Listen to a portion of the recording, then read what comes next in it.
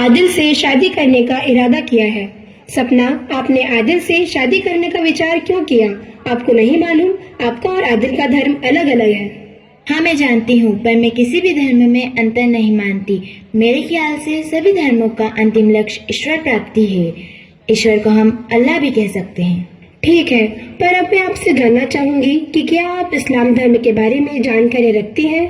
हाँ, थोड़ी बहुत रखती हूँ, आदिल ने बताया है। अच्छा, तो आपको मालूम होगा कि यदि आप शादी करेंगे तो या तो आदिल को इस्लाम धर्म छोड़ना पड़ेगा या तो आपको इस्लाम धर्म कबूल करना होगा। और आदिल तो इस्लाम धर्म नहीं छोड़ सकते, क्योंकि इस्लाम धर्म के अनुसार जो इस्लाम छोड़ता है वह मुर्तद हो जाता है। क्या आपको मालूम है इस्लाम में मुर्तद की सजा क्या होती है? मुझे नहीं मालूम। मुर्तद की सजा कत्ल होती है। अब एक ही रास्ता बचता है कि आप अपना हिंदू धर्म छोड़ें और इस्लाम धर्म कबूल कर लें। बिना इसके आपकी शादी नहीं हो सकती। पर इसमें बुरा क्या है? इस्लाम एक अच्छा दिन है। मैं इस्लाम कबूल करने के लिए तैयार हूँ। हाँ, यह जरूर है कि आदिल ने मुझे मुर्तद वाली बात तो बताई नहीं कि अगर कोई व्यक्ति इस्लाम छोड़ दे तो उसकी सजा सिर्फ मौत है। बहन जी, आप ही बताइए मुझे आगे क्या क्या दिक्कतें आ सकती हैं। ठीक है, देखिए, यदि आप इस्लाम धर्म कबूल करती हैं और आदिल और उसका परिवार इस्लाम को अच्छी तरह से फॉलो करता है तो आप मूर्ति पूजा नहीं कर सकती, दीपावली, होली, दशहरा जैसे पर्व नहीं मना सकती, क्योंकि इस्लाम धर्म में उसमें ये सब बातें शिर्क मानी गई है। और हमने सुना है कि अल्लाह हर बातों को माफ कर देता है, परंतु शिर्क माफ नहीं कर सकता।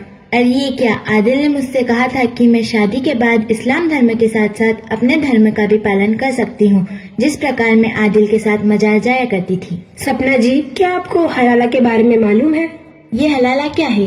बहन जी, ये तो एक ऐसी बात है कि मैं आपको पूरी जनता के सामने नहीं बता सकती। आप आदिल से ही पूछ लेना। बहन जी, आपने मुझे कई नई जानकारियाँ दी हैं। मैं इससे और जानूंगी तभी शादी का और हिंदू धर्म छोड़ने का निर्णय लूंगी।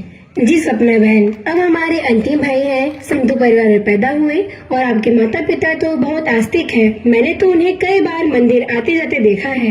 तो ऐसा क्या हुआ कि आपने अपने आप को नास्तिक कहलाना पसंद करा? बहन जी, बात ऐसी है कि इन धर्मों ने मानवता को बहुत नुकसान पहुंचाया है। लाखों लोगों को मौत के मुंह में ढकेल दिया है। क्या आप नहीं देख रहे हैं कि भारत का बंटवारा धर्म के कारण हुआ? आज विश्व में अनेक युद्ध हो रहे हैं, इन्हीं धर्मों के कारण हो रहे हैं। सभी लोग अपने धर्म को श्रेष्ठ कहकर दूसरे धर्म को मार रहे हैं।